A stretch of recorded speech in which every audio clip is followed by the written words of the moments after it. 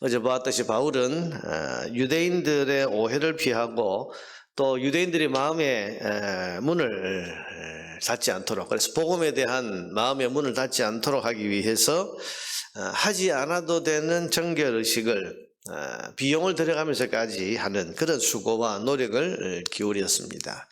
어떻게 하든지 자기를 낮추고 또 자기는 거기에 대한 수고와 노력을 어떻게라도 더해서 유대인들에게 복음이 전해지고 또 유대인들이 복음의 문을 닫지 않도록 하는 그런 수고와 노력을 최선을 다해 기울인 것입니다.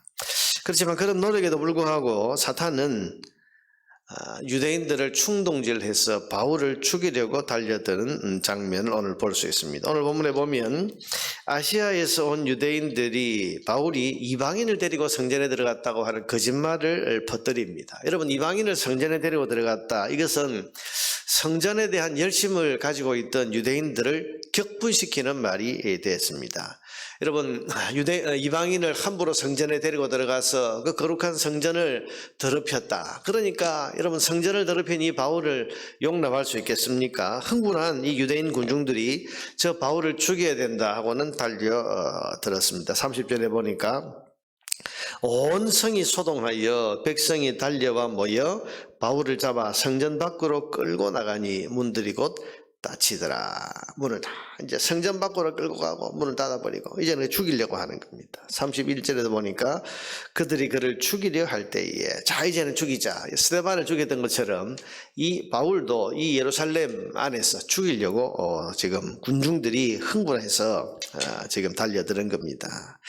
자, 여러분, 바울은 어떻게 하든지 이 유대인들에게 복음이 전해지고 또 유대인들이 구원받아서 하나님 자녀되는 여기에 자기의 모든 걸 다 쏟아붓고 또 자기가 하지 않아도 되는 그런 수고도 하고 드리지 않아도 되는 그런 돈까지 들어가면서 어떻게 하든지 이 유대인들을 사랑하고 또 유대인들에게 복음이 전해지는 이 일을 위해서 수고하는데, 그러나 세상은 그리고 그 배후에 있는 사단은 그런 바울의 수고와 노력에 전혀 아란 것 없이 오로지 복음을 가지고 복음을 전하고 있다고 하는 그 이유만으로 지금 핍박하고 죽이려고 하는 겁니다. 성도는 세상을 얻기 위해서 자기를 낮추고 하지 않아도 되는 수고 기꺼이 하면서 종처럼 세상을 향해 사랑을 베푸는데, 세상은 그리고 그 배후에 있는 사단은 어떻게 하든지 주님의 사람들을 해하고 죽이고 짓밟으려고 합니다.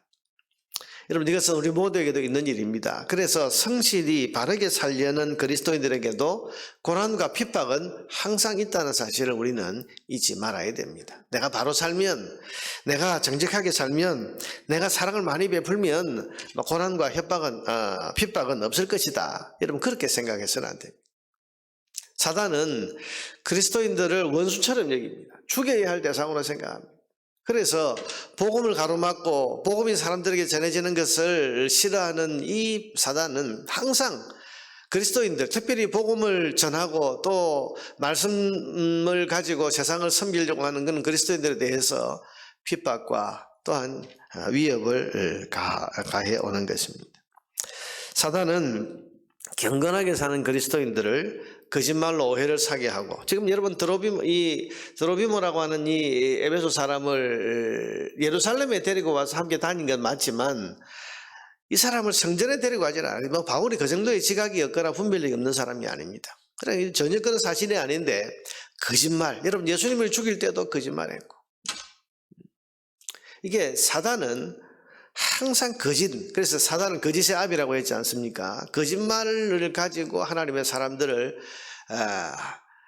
핍박하고 또 하나님의 사람들을 어려운 가운데 처해 넣는 겁니다. 지금 바울에게도 그렇게 하는 것입니다. 그래서 베드로전서 4장 12절에 보면 너희에게 오는 불시험을 이상하게 여기지 말라. 내가 바르게 사는데 왜 이런 시험이 오나? 내가 지금 세상에 대해서 사랑을 베풀고 복음 전하기 위해서 열심히 노력하는데 왜 내게 이런 핍박이 있나? 여러분, 이렇게 이상하게 여기지 말라는 겁니다. 사단이 그리스도인들을 미워하고 복음 전하는 것을 싫어하고 방해하려고 하기 때문에 바르게 살려는 그리스도인, 복음을 전하는 그리스도인은 항상 고난과 핍박이 있다는 사실을 우리는 기억해야 됩니다. 이상하게 여기지 말 뿐만 아니라 두려워하거나 겁먹지도 말아야 됩니다. 왜냐하면 세상과 사단의 공세가 아무리 크고 거세다고 할지라도 자기 백성을 지키시는 하나님의 권능과 지혜가 더 크시기 때문입니다. 두려워하면 안 됩니다. 겁먹을 이유가 없습니다. 오늘 본문을 보세요. 흥분한 군중들이 일어나서 바울을 지금 죽이려고 달려들 때에 뜻밖의 누가 나서서 바울을 보호합니까? 로마 군대의 천부장과 군인들이 났습니다. 32절에 보니까 그가 급히 군인들과 백부장들을 거느리고 달려 내려가니, 그는 누구죠? 그 31절에 보니까 군대의 천부장. 그가 급히 군인들과 백부장들을 거느리고 달려 내려가니 그들이 천부장과 군인들을 보고 바울 치기를 그치는지라. 군인들이 확 동원해서 내려오니까 지금 바울을 죽이려고 하다가 지금 멈칫하고 멈춘 겁니다. 33절에 이에 천부장이 가까이 가서 바울을 잡아 두 쇠사슬로 결박하라 명하고, 가서 보니까 한 사람을 두고 하니까 뭐 죄인인가 보다, 일단 묶어라. 그래서 쇠사슬로 이 바울을 묶었습니다. 그리고는 묻습니다. 명하여 그가 누구이며 그가 무슨 일을 하였느냐. 그 군중들에게 도대체 이 사람이 무슨 죄를 저질렀길래 너희들이 이렇게 소동하느냐 물으니까 34절에 무리 가운데 어떤 이는 이런 말로 어떤 이는 저런 말로, 이러면 거짓말이니까 지금은 거짓말이 일치할 리가 없지 않습니까? 그러니 이 사람은 이 말을 하고 저 사람은 저 말 하고 막 와글와글 이렇게 일어난 겁니다. 그렇게 저런 말로 소리치거늘 천부장이 소동으로 말미암아 진상을 알 수가 없어 도대체 이게 뭔지 알 수가 없는 거죠. 그래서 그를 영내로 데려가라 명하니라. 로마 군대 안으로 데려가자, 그렇게 명령을 내립니다. 36절에 바울이 청대기에 이를 때에, 그러니까 아마 이게 계단이 있었던 모양이죠. 이럴 때에 무리의 폭행으로 말미암아 군사들에게 들려갔다.